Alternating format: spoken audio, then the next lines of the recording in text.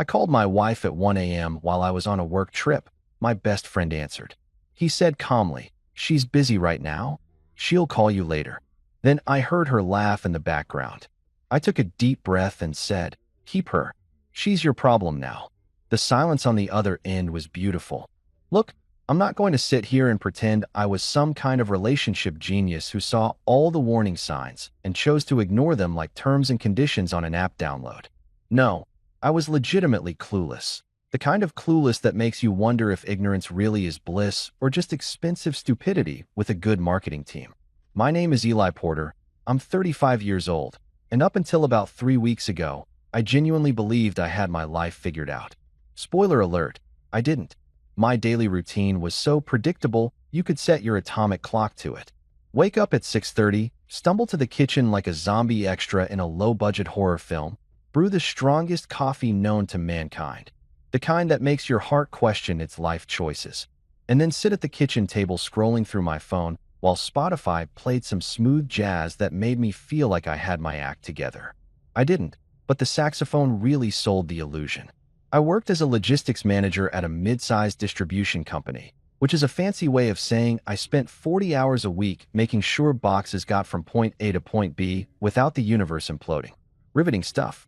The kind of career that makes people's eyes glaze over at parties when you try to explain what you do for a living. My wife, Hannah, was supposedly living her best life working in PR. And when I say PR, I mean she posted carefully filtered photos of avocado toast at overpriced brunch spots and called it networking. Her Instagram bio literally said, "Building brands, one latte at a time," which should have been my first red flag. But again, I was operating on the intelligence level of a golden retriever who thinks every stranger is a potential best friend. She had this whole aesthetic going on. Perfectly styled hair, outfits that probably cost more than my car payment, and this weird obsession with using words like synergy and authentic connection in casual conversation. I thought it was just her job bleeding into real life. Turns out, a lot of things were bleeding into our life that I didn't know about. We lived in this cozy little house in the suburbs. Nothing fancy, but it was ours.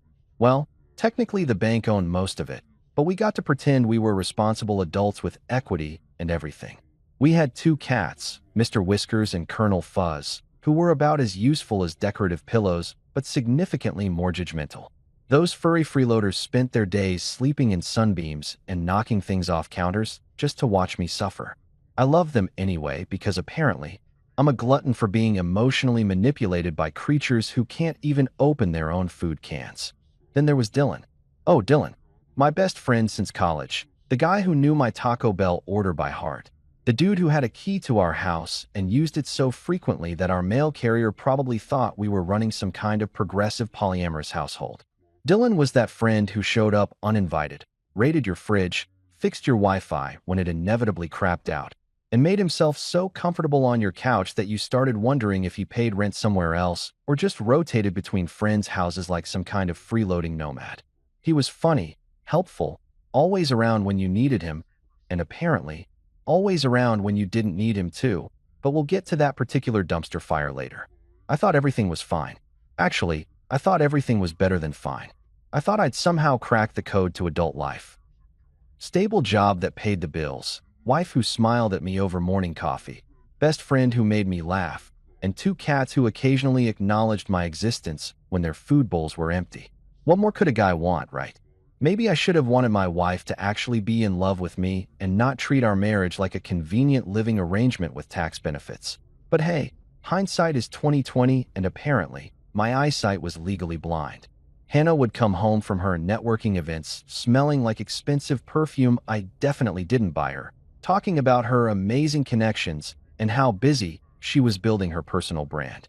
I'd nod along like a supportive husband, heat up leftovers, and ask about her day. She'd give me these vague answers about meetings and clients and strategy sessions, and I'd just accept it all because I was operating under the dangerous assumption that my wife wasn't a lying, cheating, selfish tornado of betrayal wrapped in designer athleisure wear. Dylan would come over for game night about 3 times a week. We'd sit in the living room, controllers in hand, talking trash while Hannah supposedly worked late or attended another one of her mysterious book club meetings. And here's the thing that really gets me. she hasn't finished reading an actual book since 2014. I'm talking about a woman who bought a Kindle, used it twice to read celebrity gossip blogs, and then turned it into a glorified coaster. But suddenly she's in a book club that meets every Thursday evening and sometimes Saturdays too. The math wasn't mathing, but I was too busy being a trusting idiot to pull out a calculator. Looking back now with the crystal clear vision of someone who's been metaphorically punched in the face by reality, I can see all the signs I missed. The way Hannah's laugh sounded different around Dylan. Lighter, more genuine, like she was actually enjoying herself instead of tolerating my presence. The inside jokes that I wasn't inside of. The way she'd volunteered Dylan to help with random household projects that I was perfectly capable of handling myself. Oh, Eli, you're so busy with work. Let's just ask Dylan to fix the leaky faucet. Yeah, turns out he was fixing more than the plumbing, but I'm getting ahead of myself. I paid the bills on time, kept the fridge stocked, took out the trash without being asked, and genuinely tried to be a decent husband. I thought that's what you did in a marriage. You showed up, you tried, you built a life together. Domestic perfection, or at least that's what I kept telling myself every time I ignored that weird feeling in my gut that something was off. That feeling that most people call intuition, but I called paranoia and shoved down with denial and rationalization. But here's the beautiful thing about being spectacularly wrong about your entire life. Eventually, the truth doesn't just knock politely on your door, it kicks that door down, sets your couch on fire, and leaves you standing in the wreckage wondering how you missed all the smoke alarms going off for months. Chicago in October is about as pleasant as a wet sock, cold, gray, and vaguely depressing in a way that makes you question your life choices. I was there for a logistics conference, which is exactly as exciting as it sounds. Picture a hotel ballroom filled with middle-aged men in wrinkled business casual attire, discussing supply chain optimization over stale coffee and sad croissants that had the texture of cardboard. I'd sat through 8 hours of PowerPoint presentations that could have been emails, shaken hands with people whose names I immediately forgot, and collected enough branded pens to supply a small school district. This was my life. This was what I'd worked toward. Living the dream, baby. The hotel they'd stuck me in was one of those generic business establishments that all look exactly the same. Beige walls, abstract art that looked like someone sneezed paint onto a canvas, and a lobby that smelled like industrial cleaning solution mixed with broken dreams. My room was on the 14th floor, overlooking a parking lot because apparently, the universe has a sense of humor and it's not a good one. The bed was decent though, I'll give them that. Those crisp white sheets that make you feel fancy even though you're just a regular dude from the suburbs who still gets excited about free continental breakfast. It was around 12:30 when I finally peeled myself off the uncomfortable conference room chair and made it back to my room. I was that particular brand of exhausted where your body is tired but your brain won't shut up, replaying every awkward small talk conversation and reminding you of that one thing you said that probably sounded way cooler in your head. I'd texted Hannah earlier in the evening, just a simple "conference was boring, miss you" kind of message. She'd responded with a thumbs up emoji. A thumbs up, not "miss you too," or "can't wait for you to come home," or even "sorry your day sucked." Just a thumbs up, like I was a coworker who'd sent her a meeting reminder. I should have known something was wrong right then. But instead, I told myself she was probably busy with work stuff, maybe dealing with a demanding client or putting out some PR fire.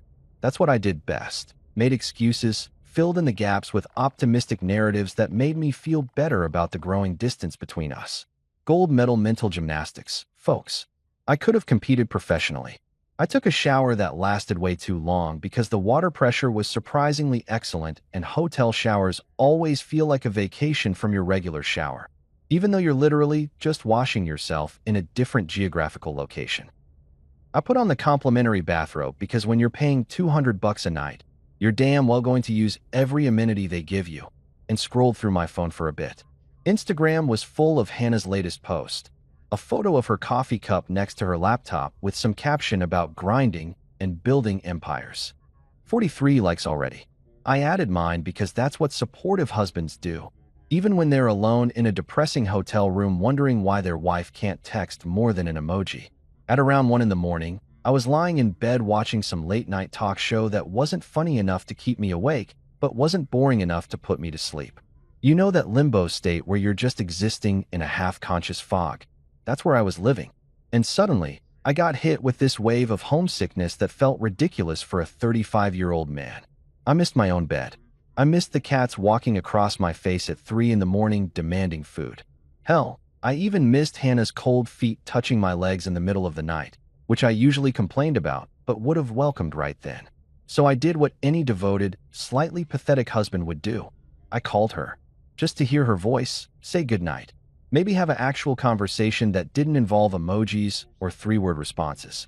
The phone rang once, and I smiled to myself thinking she'd probably answer all groggy and adorable, tell me she was half asleep and missed me. The phone rang twice, and I was already planning what I'd say, something sweet but not too sappy because I had a reputation to maintain, even with my own wife. Then someone answered, but it wasn't Hannah. Hey man, she's busy right now, she'll call you later. Dylan's voice hit me like a freight train loaded with red flags and audacity. My brain literally short-circuited trying to process what I was hearing. Dylan, my best friend Dylan, answering my wife's phone. At 1 o'clock in the morning, the same Dylan who had his own apartment across town, his own life, his own phone. What possible reason could he have for answering Hannah's phone at 1 in the morning unless... No, wait, there had to be a reasonable explanation. Maybe she'd left her phone at his place earlier? Maybe they were all hanging out as a group and he grabbed it by accident? Maybe I was having a stress-induced hallucination brought on by too many sad conference croissants? Dylan, I managed to choke out, my voice sounding weird and distant like it was coming from someone else's body. My heart was doing this thing where it felt like it was trying to escape through my ribcage. Fight or flight response. Except I was lying in a hotel bed 14 floors up with nowhere to run and nothing to fight except the growing realization that I was an absolute moron. And then I heard it. That laugh. Hannah's laugh, unmistakable and crystal clear in the background. Not just any laugh either.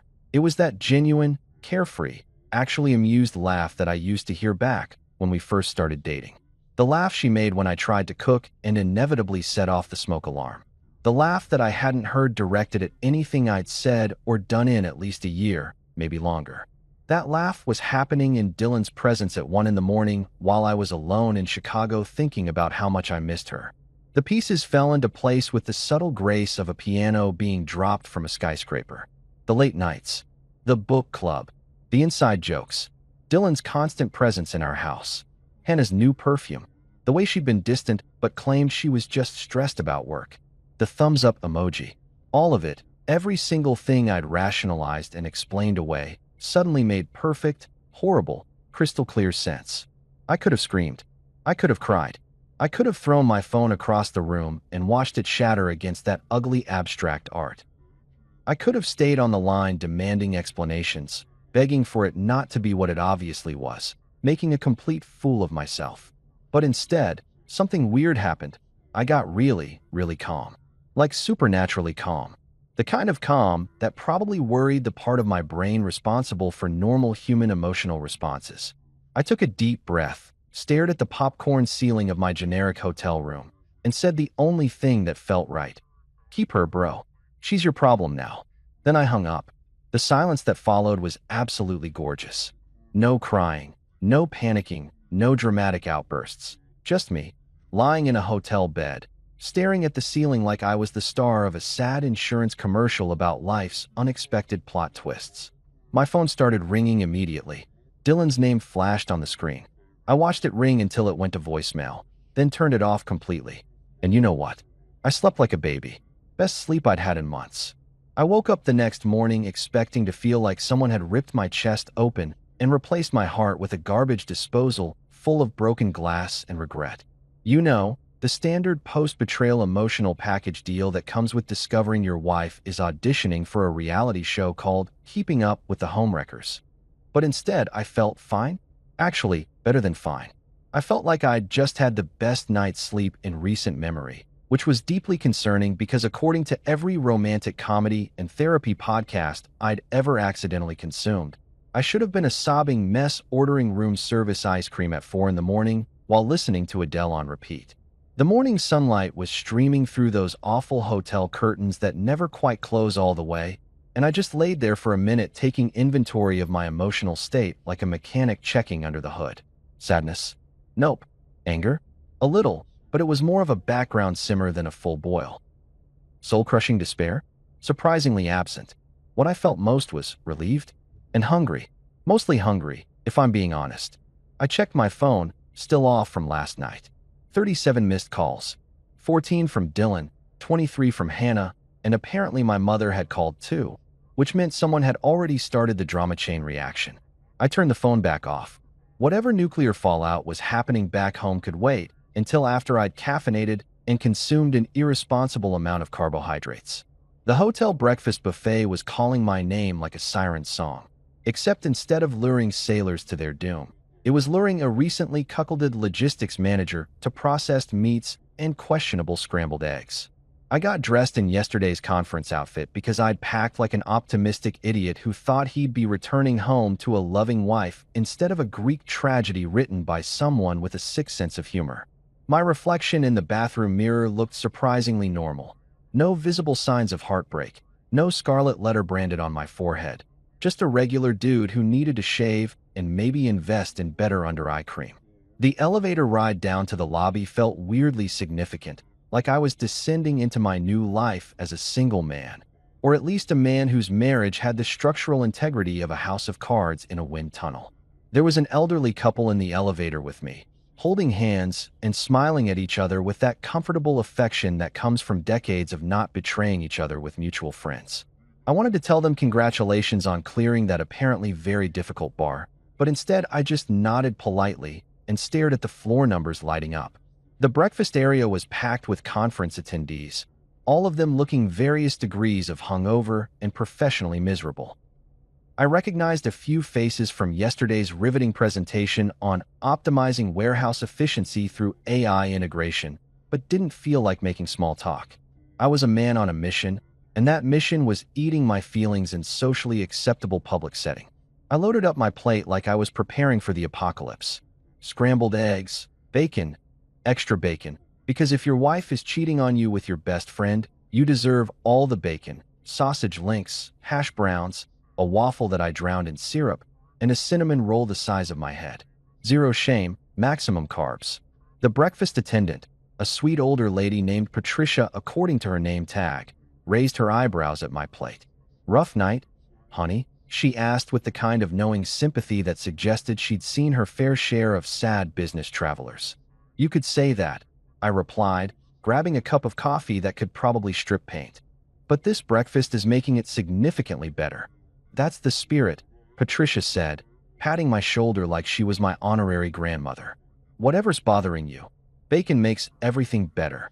I wanted to tell her that bacon, while delicious, could not fix adultery, but she seemed so confident in the healing properties of processed pork products that I didn't want to ruin her worldview. So I just smiled, thanked her, and found a table in the corner where I could eat in peace and contemplate the smoking ruins of my marriage. The bacon was actually pretty decent for hotel food. Crispy, not too greasy, cooked by someone who understood that limp bacon is an affront to breakfast everywhere. I ate methodically, like each bite was helping me process what had happened. My phone buzzed in my pocket. I turned it back on because avoiding reality only works for so long, and I was an adult who had to face consequences eventually, even if those consequences were my wife's panicked text messages. Sorry, phone died LOL. That was it. That was her opening move in what should have been the most important conversation of our marriage. Not, I can explain. Not, we need to talk. Not even a, I'm sorry you had to find out this way. Just sorry, phone died LOL. With a lowercase LOL like this was some minor inconvenience instead of a relationship-ending betrayal. The audacity was almost impressive. Almost. I stared at that message for a solid minute, watching the three dots appear and disappear as she typed and deleted, probably trying to figure out how to spin this situation into something that didn't make her look like the villain in her own romantic disaster movie. My fingers hovered over the keyboard, and about 17 different responses ran through my head, ranging from angry paragraphs to single emoji reactions that would convey my disappointment without giving her the satisfaction of knowing she'd hurt me. But then something clicked. Some part of my brain that had apparently been waiting for permission to stop being a pushover finally woke up and said, "You know what? We're going to have fun with this." So I typed back, "No worries. Hope the funeral for your phone went well." Short, simple, sarcastic enough to let her know that I knew, but not desperate enough to give her ammunition. I hit send and immediately felt better, like I'd just won the first round of a game I didn't know I was playing. Her response came back almost immediately. "What? Then, Eli, can we talk?" Then, "I know you're upset, but let me explain." Then, "It's not what you think." The messages kept coming, each one more desperate than the last, and I just sat there eating my bacon and watching her digital panic with the detached interest of someone observing a train wreck from a safe distance. My coffee was getting cold, but the Schadenfreude was piping hot and freshly brewed. That's when I realized something important. I wasn't going to scream or beg. I wasn't going to show up at home demanding explanations or fighting for a marriage that she'd already set on fire and roasted marshmallows over. Nope, I was going to be strategic about this. Cold, calculated, and absolutely petty in the most satisfying way possible. I finished my breakfast, every last bite, including a second cinnamon roll because emotional trauma apparently gave me the appetite of a teenage athlete, and headed back to my room with a weird sense of purpose. This wasn't going to be one of those messy divorces where people threw plates and screamed in lawyers' offices. This was going to be a masterclass in controlled demolition. If Hannah wanted excitement and betrayal and drama, she was about to get more than she bargained for. I pulled out my laptop, opened a fresh document, and titled it Operation Scorched Earth. Then I reconsidered and changed it to Strategic Life Reorganization, because even in my spite, I was still a logistics manager who appreciated professional terminology. Time to turn this heartbreak into a strategy meeting with snacks. I returned home from Chicago on a Thursday afternoon, which felt appropriately anticlimactic for someone whose entire life had just been revealed as an elaborate joke at his expense. The flight back was uneventful except for the middle-aged guy next to me who insisted on telling me about his timeshare in Scottsdale for 45 minutes straight. Normally, I would have been annoyed, but honestly, listening to Brad, or was it Chad, ramble about golf courses and resort amenities was significantly better than thinking about my dumpster fire of a marriage. Sometimes the universe gives you small mercies in the form of boring strangers with terrible investment advice. Hannah was at work when I got home, which was perfect because it gave me time to do what any rational person would do in my situation: turn into a discount detective with a vendetta and a lot of free time. I'm talking full investigative mode, the kind of behavior that would probably concern my therapist if I had one, which I definitely needed to get after this whole ordeal was over. But first, evidence. I needed cold, hard, undeniable proof that I wasn't losing my mind, that the midnight phone call wasn't some weird fever dream induced by bad conference food. I dropped my suitcase in the bedroom and immediately started looking around our house with fresh eyes. The eyes of someone who'd been played for a fool and was determined to figure out exactly how long the circus had been in town. The cats greeted me with their usual indifference, rubbing against my legs only because they probably assumed I'd come home with food. Mr. Whiskers jumped on the counter, knocking over a coffee mug that thankfully was empty. Colonel Fuzz just stared at me from the couch with those judgmental yellow eyes that seemed to say, "We knew the whole time, idiot." Yeah, rub it in," I muttered to the cat, who yawned in response. I started in the obvious place, Hannah's home office, which was really just a corner of our second bedroom that she'd claimed with a desk from IKEA and a corkboard covered in motivational quotes about boss babes and crushing goals. The desk was surprisingly organized for someone whose life was a chaotic mess of lies and betrayal. I felt a little guilty going through her stuff, but then I remembered Dylan answering her phone at 1 in the morning, and the guilt evaporated faster than my trust in humanity. Her planner was sitting right there, pink and leather-bound with gold edges, the kind of overpriced organizational tool that costs $40 and makes you feel like you have your life together even when you absolutely don't. I flipped it open, scanning through her color-coded schedule. Green for work meetings, blue for personal appointments, pink for, oh, would you look at that, book club in pink, every Thursday evening for the past 4 months. Sometimes Saturdays too. I pulled out my phone and started taking pictures of the pages, building my case like I was preparing for the trial of the century. But here's where it got interesting. I cross-referenced her book club schedule with her Instagram posts because if there's one thing Hannah couldn't resist, it was documenting every moment of her life for public consumption. And wouldn't you know it, on several of those Thursday book club nights, she'd posted photos from locations that were definitely not book clubs unless book clubs had started meeting at sports bars and movie theaters. One photo showed her with a craft beer and the caption, "Needed this after a long week," time-stamped at 8:30 on a Thursday. Another showed her at what looked like someone's backyard, a fire pit in the background, tagged with Dylan and 3 other people I vaguely recognized from his social circle. The pieces were coming together like the world's most depressing jigsaw puzzle. I moved on to the receipts, because apparently I'd decided to embrace every cliché of the suspicious spouse playbook. Hannah kept a folder of receipts for tax purposes. She was weirdly meticulous about that kind of thing, probably the only area of her life where she actually gave a damn about organization and honesty.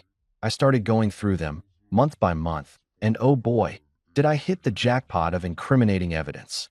Dinner for 2 at Marco's, that fancy Italian place downtown, $78 on a Wednesday night when I was working late. Hotel room at the Riverside Inn, $160 on a Saturday when she told me she was at a PR conference in Milwaukee. Multiple purchases at Victoria's Secret, which would have been exciting if I'd ever seen any of the lingerie she'd apparently been buying. I hadn't received a sexy surprise in probably 6 months, so either she was hoarding fancy underwear like a dragon with a very specific treasure preference, or someone else was getting the fashion show. My personal favorite was a receipt from a sporting goods store for a tent and camping supplies totaling $342. Hannah hated camping. Hated it.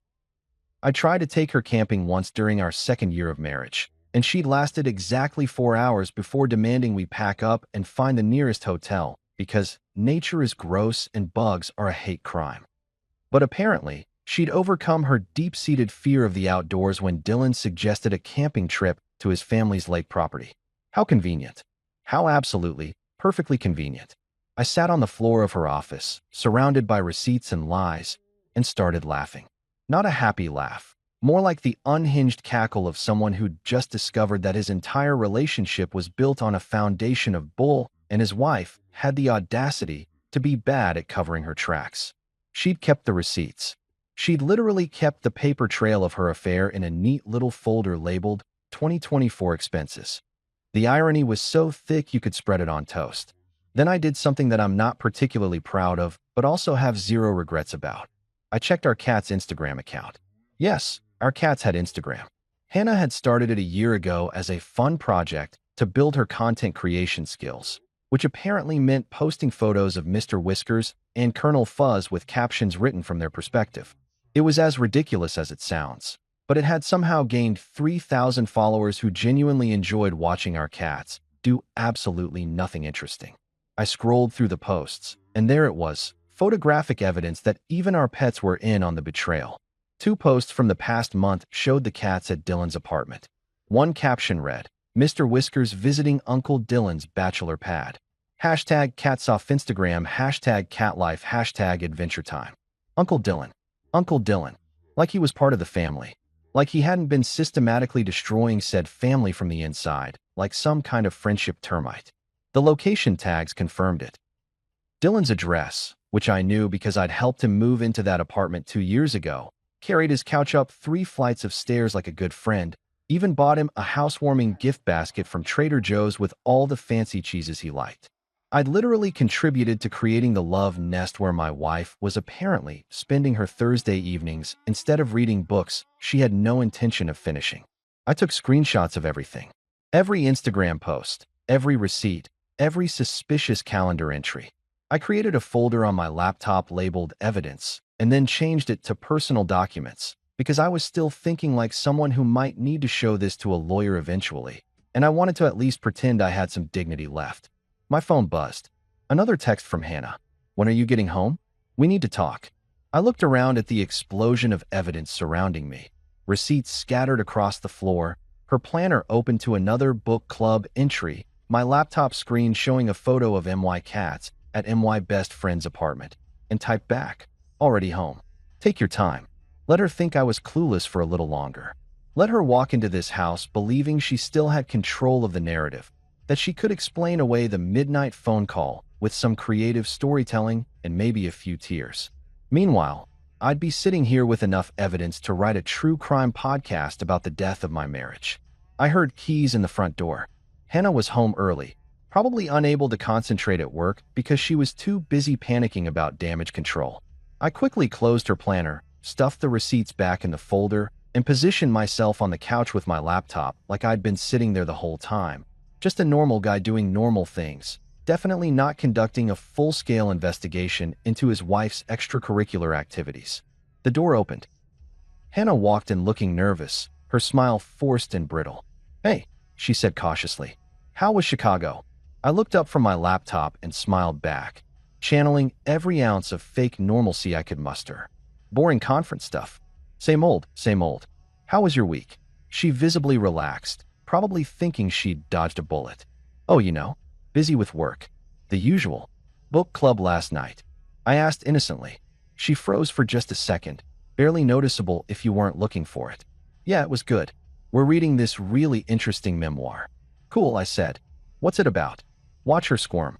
Watch her try to remember which lie she'd told. It's, about a woman who travels across America finding herself. Very inspiring. Sounds great. I replied, turning back to my laptop. "You should tell me more about it sometime." I could feel her watching me, trying to figure out if I knew, if I suspected, if she needed to start preparing her defense. But I just kept my eyes on the screen, the picture of a trusting, oblivious husband. Game on, Hannah. Game absolutely on. The next few days were like living in a really bad stage production where everyone had forgotten their lines, but was committed to improvising through the awkwardness anyway. Hannah was trying way too hard to act normal, which ironically made everything feel completely abnormal. She was being overly affectionate in that performative way that people do when they're trying to convince themselves they're not terrible human beings. Lots of cheek kisses, random hugs from behind while I was making coffee, asking about my day with this exaggerated interest that she definitely hadn't shown in months. It was like watching someone try to speedrun relationship repair without actually addressing any of the problems. A bold strategy that was definitely not going to work out in her favor. Sunday morning, she waltzed into the kitchen wearing one of my old college t-shirts and those ridiculous fuzzy socks that made her shuffle around like a geriatric penguin, looking all cute and domestic, like she was auditioning for a Hallmark movie about redemption and second chances. She'd made pancakes. Actually made them, not just reheated some frozen ones, which should have been my second clue that something was seriously wrong because Hannah's cooking abilities peaked at assembling a charcuterie board and calling it meal prep. "Missed you," she said brightly, leaning in to kiss my cheek while sliding a plate of slightly burned pancakes in front of me. The pancakes looked like they'd survived a natural disaster, but hey, points for effort, I guess. "Yeah," I replied, drowning the pancakes in enough syrup to mask whatever culinary crimes had been committed in their creation. "Me too, especially the peace and quiet." It came out more honest than I'd intended, a little slip of the mask I'd been carefully maintaining. Hannah laughed, but it was that awkward, uncertain laugh people make when they're not sure if you're joking or insulting them. I didn't laugh back. I just cut into my pancake with surgical precision and watched her squirm, her smile faltering at the edges. "You seem different," she observed, sitting down across from me with her own plate and a cup of coffee that was probably more cream and sugar than actual coffee. Everything about her felt calculated now, like I was watching an actress play the role of concerned wife, without really understanding the character's motivation. "Different how?" I asked, meeting her eyes with the kind of blank expression I usually reserve for boring work meetings and conversations with my mother-in-law. "I don't know. Just different. Quiet, maybe." "I'm always quiet," I pointed out, which was true. I'd spent the last year of our marriage being quiet while she gallivanted around town with my best friend, so really, I was just being consistent with my established character traits. She studied me for a moment, probably trying to figure out if I was onto her, or if I was just being weird because of work stress or some other convenient excuse she could latch onto. I gave her nothing, just ate my terrible pancakes and scrolled through my phone like a regular Sunday morning, like my entire world hadn't been revealed as an elaborate scam. The rest of the day continued in this bizarre alternate reality where Hannah was trying to be the perfect wife, and I was playing the role of oblivious husband who definitely didn't have a folder on his laptop titled Evidence, with enough material to destroy her reputation faster than you can say home-wrecking hypocrite. She suggested we watch a movie together, something we hadn't done in months, and curled up next to me on the couch like old times. I could smell her perfume, that expensive stuff that definitely wasn't purchased with the intention of impressing me, and I had to resist the urge to get up and leave the room. Instead, I put my arm around her shoulders because I was committed to this performance, to letting her believe everything was fine while I quietly assembled my masterpiece of consequences behind the scenes. She relaxed into me, probably thinking she'd successfully swept the whole midnight phone call incident under the rug, that her vague "phone died" excuse had been sufficient to close that particular chapter of awkwardness. Dylan texted me that evening. "Hey man, you good? Haven't heard from you." The absolute audacity. The sheer nerve of this guy to send me a casual, "You good?" text like he hadn't answered my wife's phone at 1 in the morning, like he wasn't actively participating in the destruction of a decade-long friendship and my marriage. I stared at that text for a solid 5 minutes, my thumb hovering over the keyboard, 17 different responses fighting for dominance in my brain. I went with, "All good bro, been busy with work stuff." Short, normal, giving him absolutely nothing to work with. Let him wonder. Let him stress about whether I knew, whether Hannah had told me some sanitized version of events, whether their little secret was still safe. The psychological warfare was honestly more satisfying than any angry confrontation would have been. Hannah was unpacking her work bag in the bedroom, and I watched her from the doorway like I was observing a really interesting documentary about people who make terrible life choices. She pulled out her laptop, her planner, a half-empty water bottle, and what looked like a new scarf. Designer. Expensive, definitely not purchased by me. She folded it carefully and placed it in her drawer, humming some pop song under her breath.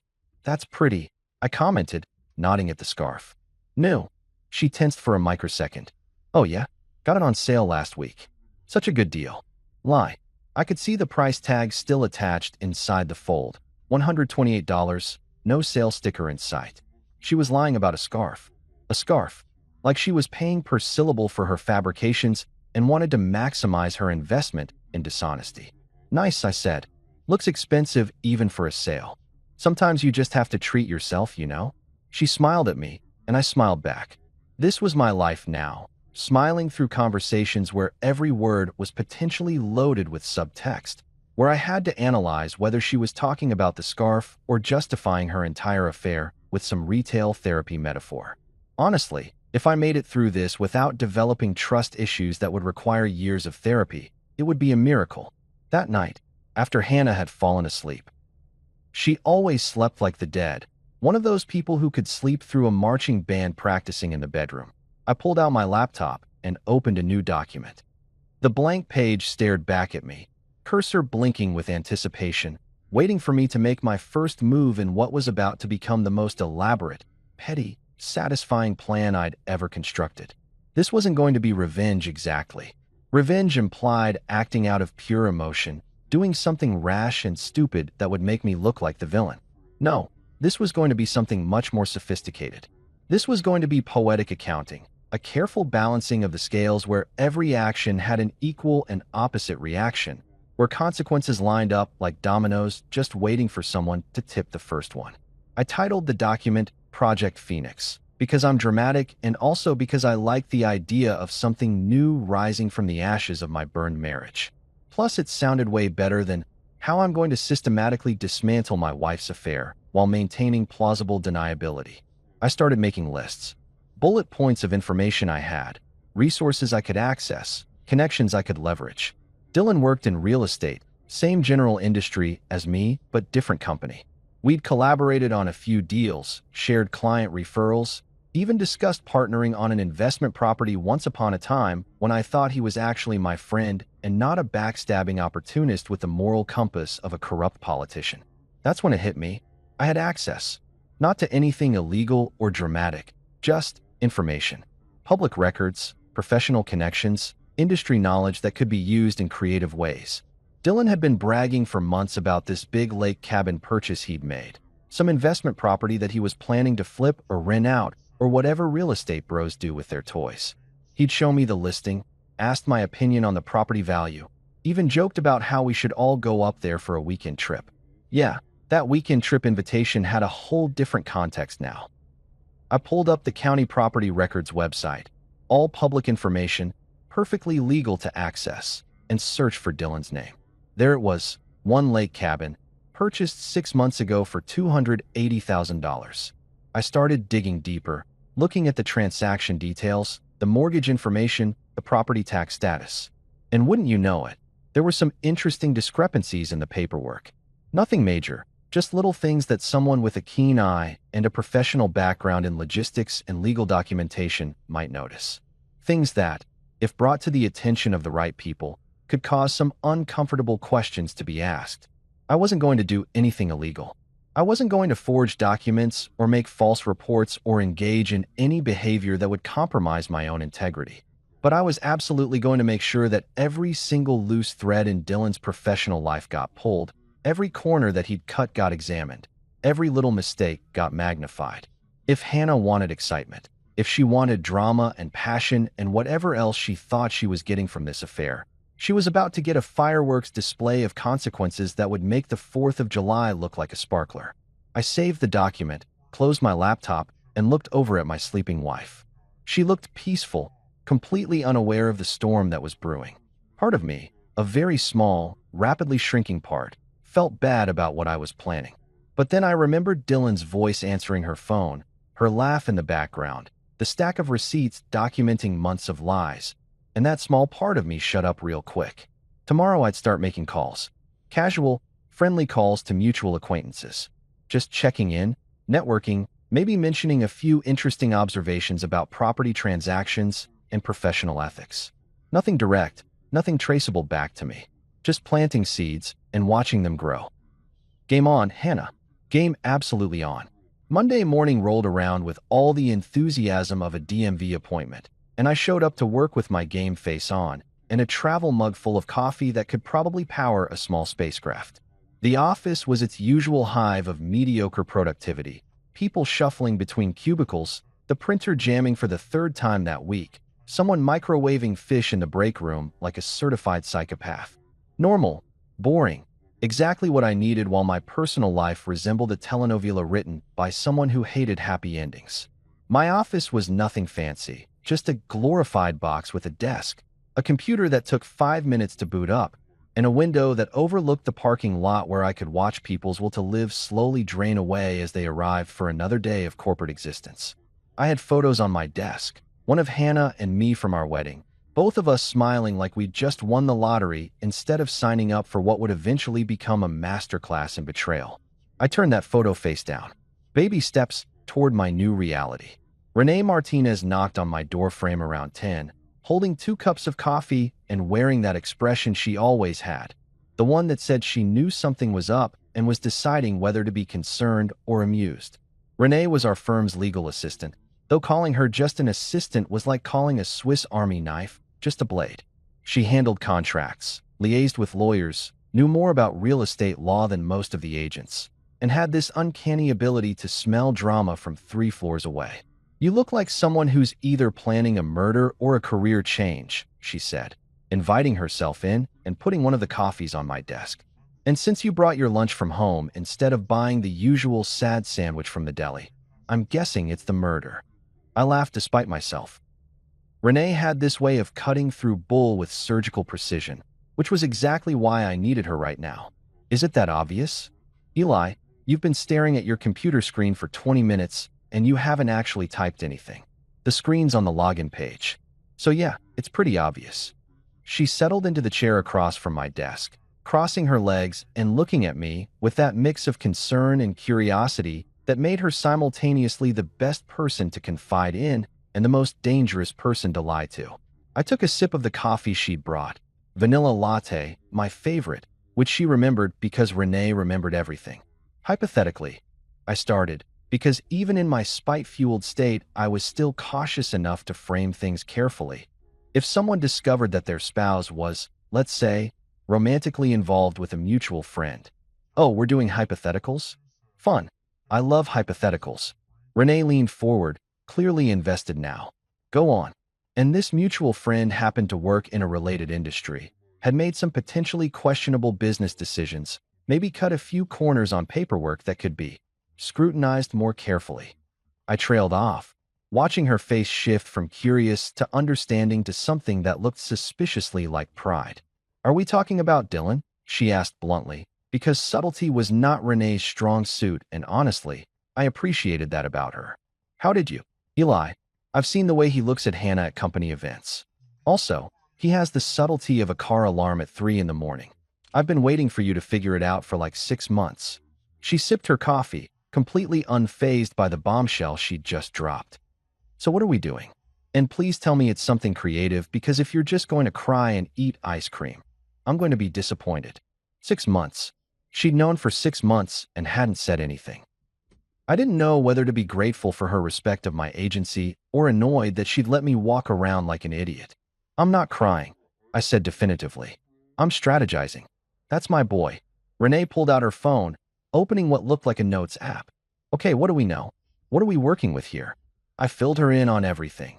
The midnight phone call from Chicago, the receipts, the Instagram posts, the lake cabin purchase that Dylan had been so proud of. Renee listened with the focus of a prosecutor building a case, occasionally making notes, asking clarifying questions, nodding at certain details like she was mentally cataloging ammunition. "So here's my question," she said when I'd finished. "What's the endgame? Are we looking for scorched earth, or are we thinking more strategic dismantling? What's the difference? Scorched earth is loud, messy, satisfying in the short term, but potentially damaging to you in the long run. Strategic dismantling is surgical. You take apart the pieces methodically, everything looks like natural consequences, and you come out looking like the innocent party who definitely didn't orchestrate anything." She raised an eyebrow. "I'm guessing you're a strategic dismantling kind of guy?" "I am now." I pulled up the property records I'd found on Dylan's cabin. "Look at this. The purchase date, the mortgage paperwork, the LLC he set up to hold the property." Renee leaned in, her eyes scanning the documents on my screen. After a minute, she let out a low whistle. "Oh, Dylan, you sloppy idiot. This LLC registration is a mess. He's got it registered in Wisconsin, but the property's in Minnesota, which means he's probably screwing up his tax obligations in at least one state, possibly both. Is that illegal? It's not illegal to be stupid, but it is illegal to not pay the correct taxes. And if someone were to, say, anonymously report some discrepancies to the respective state revenue departments." She trailed off meaningfully, a smile playing at the corners of her mouth. "That someone wouldn't be me, right? Because I'm just a concerned citizen who noticed some public record irregularities?" "Exactly. You're just a thorough professional who believes in proper legal compliance." Renee was typing notes into her phone now, her fingers flying across the screen. "What else? What about his work situation?" That's when I remembered the deal. We're both working on the Riverside Plaza development, different angles, but same client base. He's got that major investor lined up, the one he's been bragging about for weeks. "The Peterson Group?" Renee's eyes lit up. "Oh, this is good. This is very good." "Why?" "Because I happen to know that the Peterson Group is extremely particular about who they do business with. They have this whole ethics clause in their contracts, background checks, the works. They dropped a developer last year because he had some unpaid parking tickets, and they considered it a pattern of disregarding legal obligations." She was grinning now, and it was slightly terrifying how much she was enjoying this. If someone were to bring certain property irregularities to their attention, they might reconsider their investment. I finished. They might reconsider their entire relationship with anyone associated with those irregularities. Renee looked at me with something like respect. "Eli Porter, you sneaky logistics nerd. I'm impressed. I haven't done anything yet. But you're going to." It wasn't a question. "So what's my role in this hypothetical scenario?" I hesitated, because getting Renee involved meant potentially dragging her into something that could get complicated. "I can't ask you to." "Oh, shut up. You're not asking. I'm volunteering." Henna's been insufferable at the last 3 company functions, posting those obnoxious Instagram stories about building her empire, while her actual job is writing press releases about office furniture. And Dylan, she made a disgusted sound. "He borrowed my stapler 6 months ago and never returned it. I take stapler theft very seriously. This is about a stapler. This is about justice. The stapler is just a bonus. Renee stood up. All business now. Here's what we're going to do. You're going to forward me everything you have on Dylan's property situation, just the public records, nothing we obtained through questionable means. I'm going to review it with my lawyer eyes and draft a very concerned, very professional letter to the appropriate state agencies about some potential reporting discrepancies I happen to notice while doing routine industry research. That's not going to trace back to me. Eli, I do compliance reviews for fun on weekends. This is literally in my job description, identifying potential legal issues in real estate transactions. If anything, I'm being a good corporate citizen. She headed toward the door, then paused. Oh, and about the Peterson Group? I'll mention the property concerns to my contact there. Casually, in a thought-you-should-know kind of way, just looking out for their best interests. You have a contact at the Peterson Group? I have contacts everywhere. It's called networking, Eli. You should try it sometime. She winked. This is going to be fun. Painful for them, but fun for us. After Renee left, I sat at my desk feeling like I'd just recruited a co-conspirator who was way more qualified for this than I was. My phone buzzed, a text from Hannah asking if I wanted to grab dinner together tonight. Maybe that type place I liked.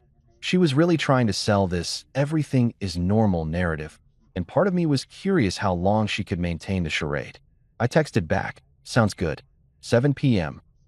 Let her think she was winning. Let her believe that her half-assed attempts at being a decent wife were enough to paper over the crater-sized hole she'd blown in our marriage. Meanwhile, I'd be sitting across from her at dinner, making small talk about work and asking about her day, all while knowing that by Friday, Dylan's perfect little life was going to start developing some very interesting cracks. I pulled up my email and started composing a message to a few industry contacts. Nothing obvious, just friendly check-ins with people I hadn't talked to in a while. Hey, how's that development project going? Heard the Peterson Group is investing. They're so thorough with their due diligence, right? Casual. Natural. Absolutely not planting seeds that would grow into beautiful trees of consequences. By lunch, I'd sent 5 emails, forwarded the property documents to Renee, and even managed to do some actual work so my boss wouldn't wonder why I was suddenly so distracted. I felt calm, focused, like I'd finally found a productive outlet for the anger and betrayal that had been simmering since that phone call in Chicago. Renee stuck her head back in my office around 3. Just FYI, I found 3 more irregularities in Dylan's paperwork. Want to know what they are? Hit me. He listed himself as the sole member of the LLC, but there's a second name on the mortgage application. Some woman named Jessica Hartley. That's either fraud or he's got another secret investor he didn't disclose properly, which means more tax complications and… Wait, Jessica Hartley? That's his ex-girlfriend from college. Renee's smile was absolutely wicked. Oh, this just keeps getting better. Monday started off like any other boring workday for Dylan and Hannah, I assume. They probably woke up thinking they'd successfully dodged the bullet, that the midnight phone call incident had been smoothed over with Hannah's pathetic phone died excuse and my apparent willingness to pretend everything was fine. They probably felt pretty good about themselves, like they'd gotten away with the perfect crime, like they were so clever and I was just some oblivious husband too wrapped up in logistics management to notice his wife was living a double life. What they didn't know was that Monday was about to hit them like a freight train loaded with karma and driven by a very petty logistics manager who understood how systems worked and exactly where to apply pressure to make the whole thing collapse. I went to work like normal, grabbed my usual coffee, sat through a morning meeting about warehouse efficiency that could have been an email, and checked my phone periodically for updates. Renee had texted me at 8:30. Letter sent to Wisconsin Revenue Department. CC'd Minnesota. Use my official company letterhead so it looks extra legitimate. Followed by a devil emoji, which felt appropriate. By 10 o'clock, the first domino fell. My phone rang. Caller ID showed Trevor Morrison, one of Dylan's biggest clients and a guy I'd worked with on a couple of deals last year. We had a decent professional relationship, the kind where you're friendly at industry events and occasionally grab lunch to talk about market trends and complain about interest rates. Eli, hey man, quick question for you, Trevor said, his voice carrying that tone people use when they're trying to sound casual but are actually fishing for information. You still tight with Dylan, Shun? I leaned back in my chair, trying to keep my voice neutral. We've been friends for a while, yeah? Why, what's up? I'm hearing some weird stuff about a property deal he's got going. Something about tax discrepancies and maybe some fraud issues with his LLC setup." Trevor paused. "Look, I've got a major investment lined up with him on that Riverside project. But if there's smoke here, I need to know before I hand over a check with a lot of zeros on it." "Wow, that's crazy," I said, channeling my best concerned friend energy. I mean, Dylan's always been pretty solid as far as I know, but honestly, man, if you're hearing concerns about legal compliance, you might want to get your lawyer to take a closer look at everything before you commit. Better safe than sorry, right? It wasn't a lie. It wasn't even particularly damning. I was just being a concerned industry professional offering reasonable advice. The fact that my concerned advice was going to torpedo Dylan's biggest deal was just a happy coincidence. "Yeah, that's what I'm thinking," Trevor said. "I'm going to pump the brakes on this thing until I get some clarity. Thanks for being straight with me." "Anytime, man. That's what networking's for." I hung up feeling a warm glow of satisfaction that was probably unhealthy, but felt absolutely fantastic. Renee appeared in my doorway approximately 30 seconds later, holding her phone up like she'd just won the lottery. "Dylan's client just pulled out of the Riverside deal. I'm monitoring the industry gossip channels, and it's all over the real estate chat groups. People are asking questions." That was fast. That's what happens when you build your business on a foundation of sloppy paperwork and misplaced confidence. She was practically vibrating with excitement. But wait, there's more. Remember how I said I'd casually mentioned some concerns to my contact at the Peterson Group? Yeah, they're launching a full background check on Dylan. Standard procedure when red flags pop up, but it means they're going to find every single mistake he's ever made, every corner he's cut, every form he filled out wrong. Renee sat down, crossing her legs and looking entirely too pleased with herself. "I'd estimate he's got about 72 hours before they pull their investment too. You're terrifyingly efficient at this." "I know. It's one of my best qualities." She checked her phone again. "Oh, and here's the fun part. Hannah's company is starting to ask questions too." That caught my attention. "What kind of questions?" "Well, when I was doing my deep dive on Dylan's business dealings, I noticed he's been listed as a consultant on some marketing materials that Hannah's PR firm produced, which would be fine, except he's not officially on their payroll, and there's some language in there that suggests he had access to client strategy documents." Renee looked up at me with a grin that could only be described as diabolical. "That's a conflict of interest violation at minimum, possibly a breach of confidentiality agreements. Someone might have sent an anonymous tip to their HR department about it. Someone, a concerned citizen who believes in corporate ethics and proper disclosure policies." She stood up, smoothing her skirt. "Anyway, I've got a meeting in 5 minutes, but I wanted to give you the update. This is going exactly according to plan, which is nice because usually everything I plan goes sideways." After she left, I tried to focus on actual work, but it was impossible. I kept checking my phone, waiting for the fallout. Around 1 o'clock, Dylan texted me. "Dude, weird question, but have you heard anything about issues with my cabin property? Some client just bailed on me citing legal concerns, and I have no idea what he's talking about." I stared at that text for a full minute, savoring the panic I could practically feel radiating through the screen. He was confused. He was worried. He had no idea that the dominoes were already falling and there was nothing he could do to stop them. I typed back, "That's weird, man. No idea. Maybe just client cold feet. People get nervous about big investments." Playing dumb was so much more satisfying than I'd expected. Every casual, unhelpful response was like twisting the knife just a little bit more, and the best part was that I wasn't even lying. I genuinely didn't know what specific concerns Trevor had mentioned to him. I just pointed Trevor in the right direction and let him draw his own conclusions. By 3 o'clock, the office rumor mill was churning at full capacity. I overheard 2 coworkers talking by the coffee machine about how Dylan Shun was having some kind of professional crisis, how multiple clients were backing out, how there were whispers about investigations and compliance issues. The story was taking on a life of its own, growing and mutating with each retelling, and I hadn't even had to do anything except plant the initial seeds and let human nature take care of the rest. Hannah texted me around 4. "Can we talk tonight?" Something came up at work. My heart rate kicked up a notch. Here it comes. The moment when her carefully constructed facade started developing cracks. "Sure. Everything okay?" I replied, Because I was a supportive husband who definitely didn't know that his wife's entire life was currently imploding in slow motion. Just some HR stuff. Probably nothing, but kind of stressful. Probably nothing. She was still trying to minimize it, still thinking she could control the narrative. I almost felt bad for her. Almost. I got home before she did, which gave me time to feed the cats and pour myself a beer. I'd earned it.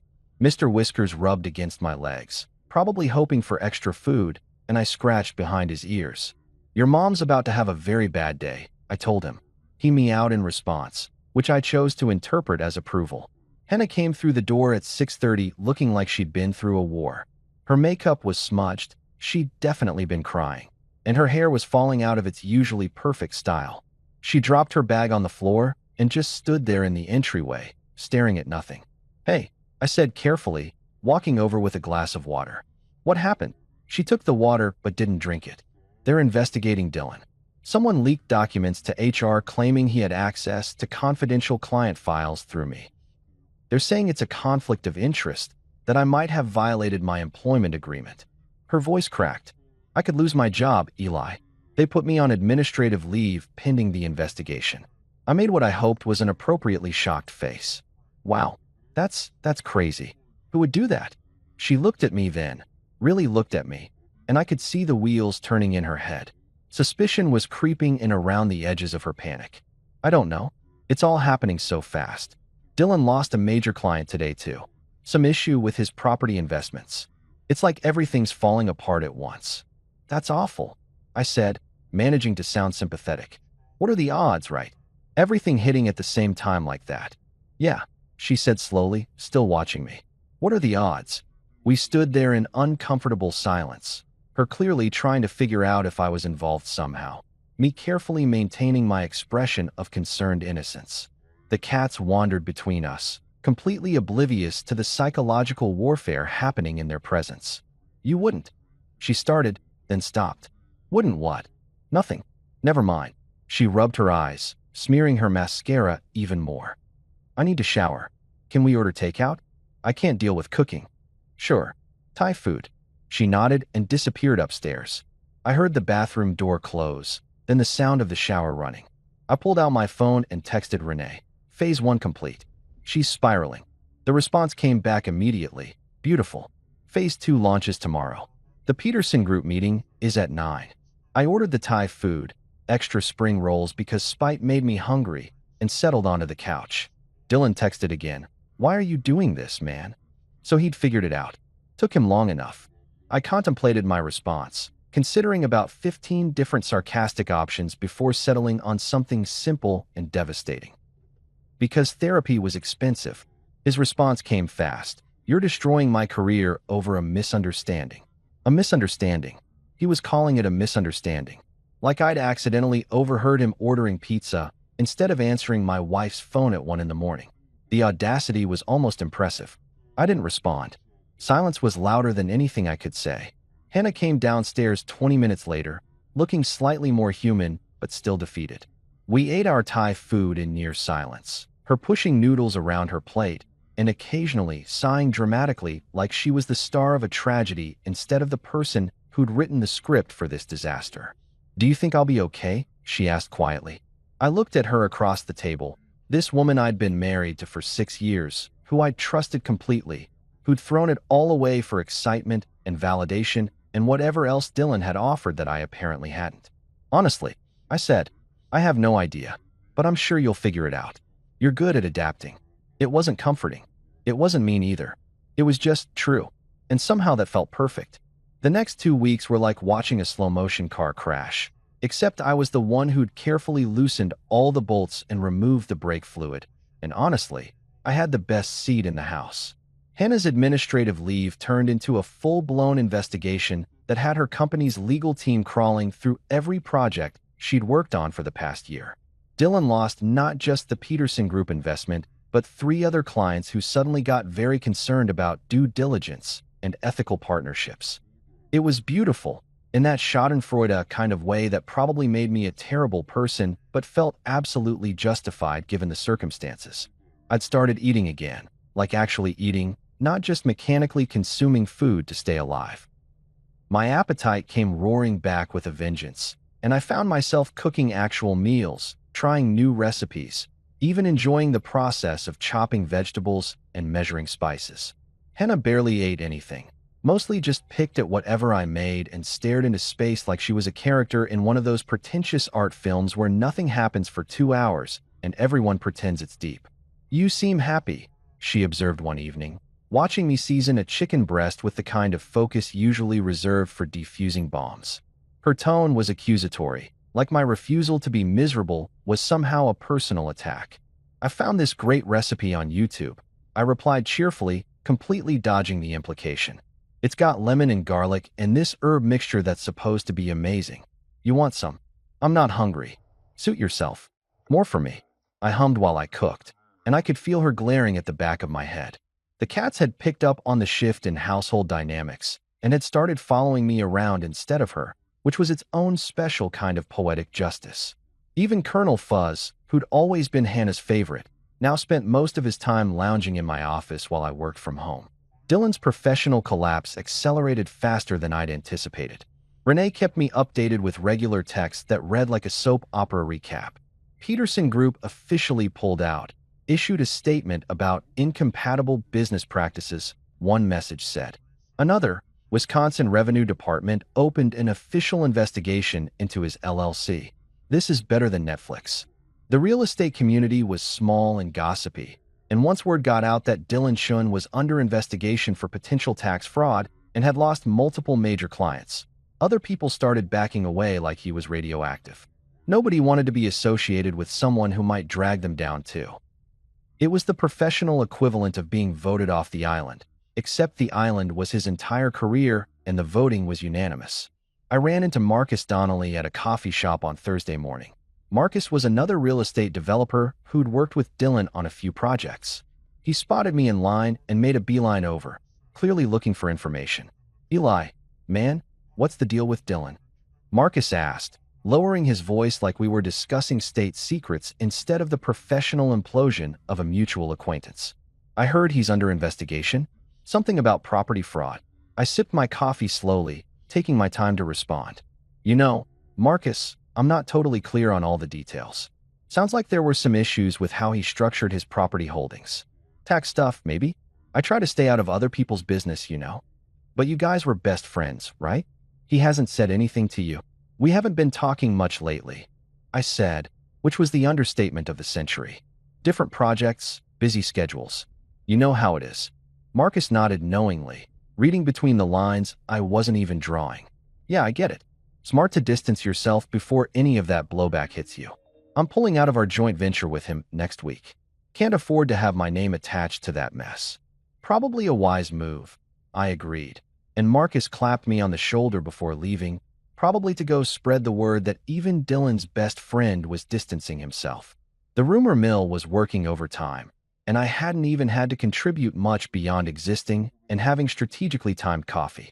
Henna's breakdown reached critical mass on a Tuesday night. I was in the living room reading a book, actually reading, not just scrolling through my phone, when she came downstairs looking like she hadn't slept in days. Which she probably hadn't, based on all the tossing and turning I'd heard from the guest bedroom where she'd been sleeping for the past week. "They're going to fire me," she said flatly, standing in the doorway like a ghost of her former self. "HR called today. They're terminating my employment, effective immediately, for breach of confidentiality agreements. They're not even letting me work out a notice period." I looked up from my book, a thriller about a man who fakes his own death, which felt oddly appropriate. "That's rough. I'm sorry. Are you though?" She walked into the room, and I could see her hands shaking. "Are you actually sorry, Eli? Because you don't seem sorry. You seem fine. Better than fine. You seem like you're having the time of your life, while everything I've worked for is falling apart. I don't know what you want me to say, Hannah." I closed my book, marking my place carefully. "You made your choices. These are the consequences. I didn't fire you. I didn't tell you to give confidential information to someone who wasn't authorized to have it. But you knew." Her voice was rising now, panic and anger mixing into something desperate. "You knew about Dylan and me, and instead of talking to me about it like an adult, you decided to destroy both of our lives." The accusation hung in the air between us. This was it. The moment where she'd finally admitted it out loud, where the pretense died and we could stop dancing around the elephant that had been living in our house for months. I destroyed your lives. I stood up, and I was calm, calmer than I'd been in weeks. Hannah, I found out my wife was cheating on me when my best friend answered her phone at 1 in the morning. You destroyed your own life. I just stopped participating in the cover-up. It wasn't. We didn't. She was crying now, mascara running down her face in black rivers. It just happened, Eli. We didn't plan it. You were always working, always distracted, and Dylan was just there, and he listened, and you decided that was a good enough reason to blow up our marriage? I felt my voice getting harder, colder. You want to blame me for working? For paying our mortgage and our bills, and trying to build a stable life? Fine. Blame me. But own your part in this, Hannah. You made a choice. Multiple choices. Every time you lied. Every time you snuck around. Every time you looked me in the face and pretended everything was fine. Those were choices. She collapsed onto the couch, sobbing into her hands. Part of me, a very small, rapidly disappearing part, wanted to comfort her. But the rest of me remembered every lie, every receipt, every late night she'd claimed was book club, and that small part got voted down by a landslide. Dylan lost his job, she said through her tears. They fired him today. Said his legal issues made him a liability. He's losing the cabin too. Can't make the mortgage payments without his income, and the investigation means no bank will work with him. Wow, I said, and I meant it. Renee hadn't even told me about Dylan losing his job yet. That's unfortunate. Unfortunate. Hannah looked up at me with red, swollen eyes. Eli, his life is ruined. My life is ruined. We've lost everything because you couldn't forgive one mistake. One mistake. I laughed, and it wasn't a nice laugh. Hannah, you had an affair for months. Months. That's not one mistake. That's a series of deliberate decisions. And forgiveness? You want forgiveness? You never even apologized. You just expected me to pretend nothing happened while you continued living your double life. I'm apologizing now, she said desperately. I'm sorry, Eli. I'm so sorry. I made terrible choices and I hurt you, and I understand if you hate me. But please stop whatever you're doing. Call off the investigation. Tell whoever you told to back off. Dylan doesn't deserve this. I don't deserve this. I sat back down, but not next to her. I took my chair across the room, maintaining distance. I can't call off anything, Hannah. I didn't start any investigation. I didn't file any reports. All I did was make sure that the proper authorities had access to public information that revealed legitimate legal concerns. If Dylan and you are facing consequences, it's because you broke rules that existed long before I found out about the affair. It was technically true. I'd orchestrated things, sure, but I hadn't fabricated anything. Every problem they were facing stemmed from actual mistakes they'd actually made. I'd just helped those mistakes find their way into the light. You're not this person, Hannah said, shaking her head. The Eli I married wouldn't do this. He wouldn't be cruel. He wouldn't destroy people. The Eli you married was an idiot who thought his wife loved him and his best friend was actually his friend. I stood up, done with this conversation. Maybe you're right. Maybe I'm not that person anymore. Good. That person was exhausting to be. I walked toward the stairs, ready to go to bed and leave her crying on the couch. But I stopped at the doorway and turned back. For what it's worth, Hannah, I really did love you. I would have done anything for you. But you traded that for whatever you thought Dylan could give you. So here's my apology. I'm sorry you made such a catastrophically bad choice. I'm sorry you valued excitement over loyalty. And I'm especially sorry that you're just now realizing what you lost. I went upstairs, closed the bedroom door, and slept better than I had in years. 2 weeks after Hannah's spectacular meltdown in our living room, life had taken on this surreal quality where everything felt both completely different and oddly normal at the same time. I'd moved her stuff into the guest bedroom. Not because she asked, but because I was tired of seeing her clothes in my closet and her skincare products cluttering the bathroom counter. She'd been staying at her sister's place most nights anyway, only coming back occasionally to grab more belongings and avoid eye contact with me like I was Medusa, and she was worried about turning to stone.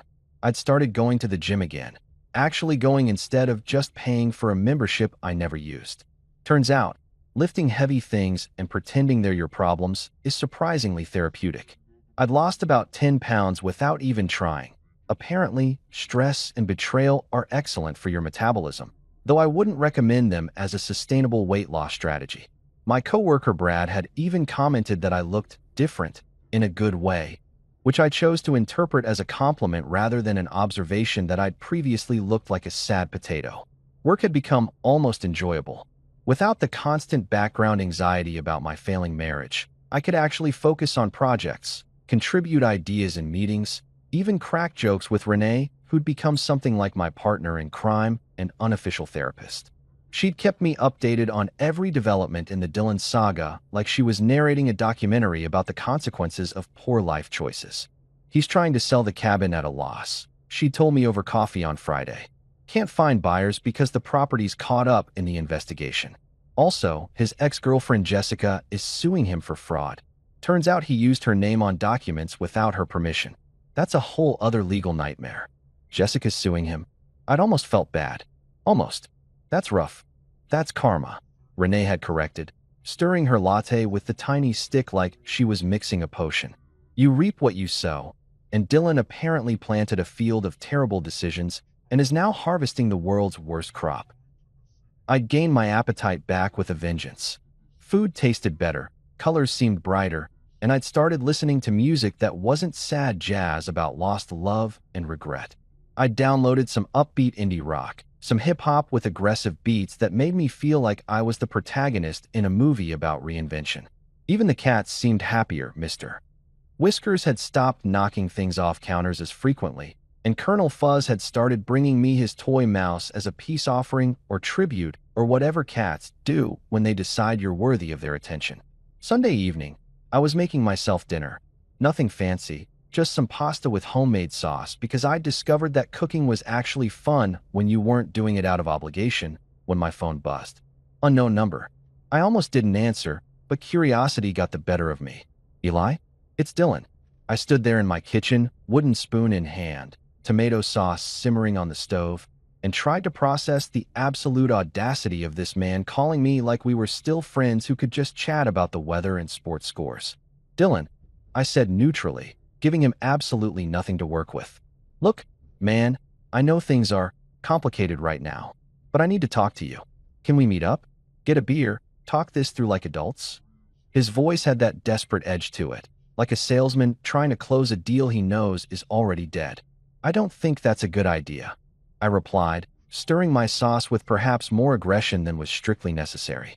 5 minutes. Just give me 5 minutes to explain. He was pleading now, and I realized with a strange sense of detachment that I felt nothing. No anger, no satisfaction, just nothing.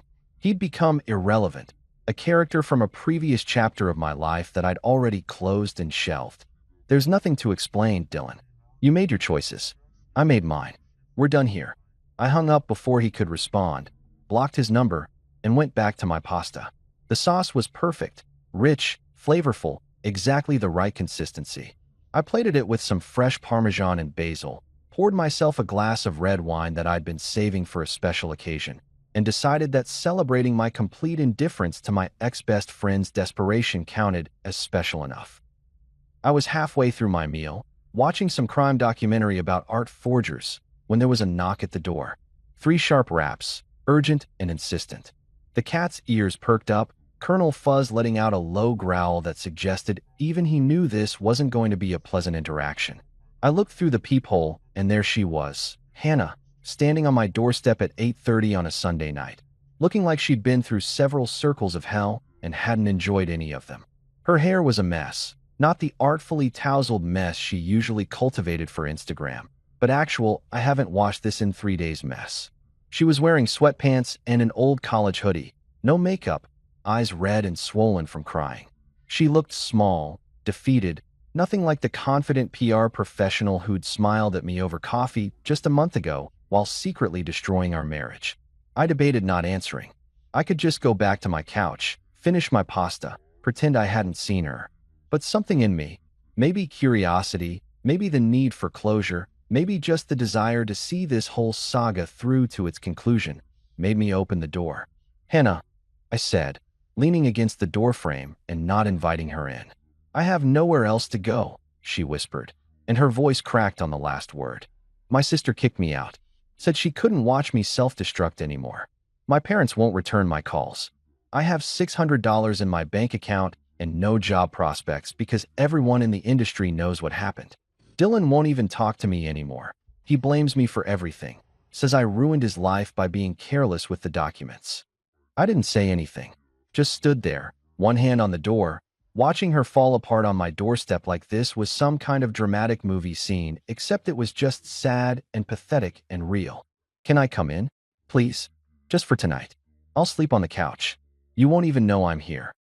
She stepped forward, reaching for my arm, and I stepped back, maintaining distance. No, I said simply. Eli, please. I'm begging you. I know I screwed up. I know I don't deserve your help. But I'm desperate. I have nowhere to go. It's getting cold at night, and I've been sleeping in my car and you have nowhere to go. I repeated slowly, like I was testing the words in my mouth. You feel abandoned, alone, like everyone you trusted has turned their back on you. She nodded eagerly, hope flickering in her eyes like maybe I was finally understanding, finally ready to be the hero who saved her from the consequences of her own actions. Perfect, I said, and my voice was calm, almost gentle. Now you know exactly how it feels to be replaced. Her face crumpled, fresh tears spilling down her cheeks. How can you be so cruel? This isn't you. The Eli I knew had compassion, had empathy. The Eli you knew was a doormat. I interrupted. He let people walk all over him because he thought being nice was the same as being good. He thought if he just worked hard enough, loved deeply enough, trusted completely enough, that would be sufficient. And you know what? That Eli died in a hotel room in Chicago when he realized his wife was cheating on him with his best friend. This Eli, I gestured to myself. This Eli has standards. I made a mistake. You made dozens of mistakes. Hundreds, probably, if we count every individual lie and betrayal. And now you want me to what? Feel sorry for you? Take you back? Pretend the last year of my life wasn't built on complete fiction. I shook my head. Hannah, you want forgiveness? That's above my pay grade. Try customer service. They're open 24/7. She was openly sobbing now, mascara-free tears streaming down her face. You've changed, she muttered, and it sounded like an accusation, like my refusal to be destroyed by her betrayal was somehow a character flaw. Turns out, when you're not spending all your emotional energy managing a failing marriage and pretending your best friend isn't stabbing you in the back, you have time to pursue things that actually matter. Renee had come on board as my business partner and official voice of reason, mostly because she was tired of reviewing contracts for other people's mediocre ideas when she could be reviewing contracts for our genuinely cool projects.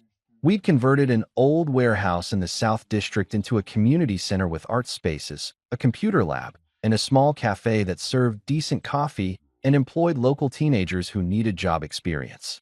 It felt good, like actually genuinely good, to build something that helped people instead of just moving boxes from point A to point B. I'd started traveling on weekends, nothing crazy, just road trips to small towns with interesting architecture and good hiking trails. Turns out America is full of beautiful places when you're not too depressed to notice them. I'd hiked part of the Appalachian Trail, visited some national parks, even took a solo trip to New Orleans where I ate my weight in beignets and listened to jazz that was significantly better than my Spotify playlist had ever been. The best part? I'd adopted another cat. Justice was a 3-year-old black cat with one white paw and the attitude of a mob boss who'd seen some things. The shelter volunteer had warned me he was selective with his affection, which was code for this cat will judge you constantly and maybe love you if you're worthy. Perfect.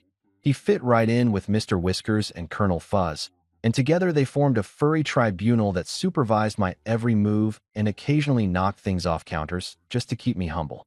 One Tuesday afternoon, I was grabbing coffee at this place downtown, one of those independent shops that actually roasted their own beans and didn't spell your name wrong on purpose for social media engagement.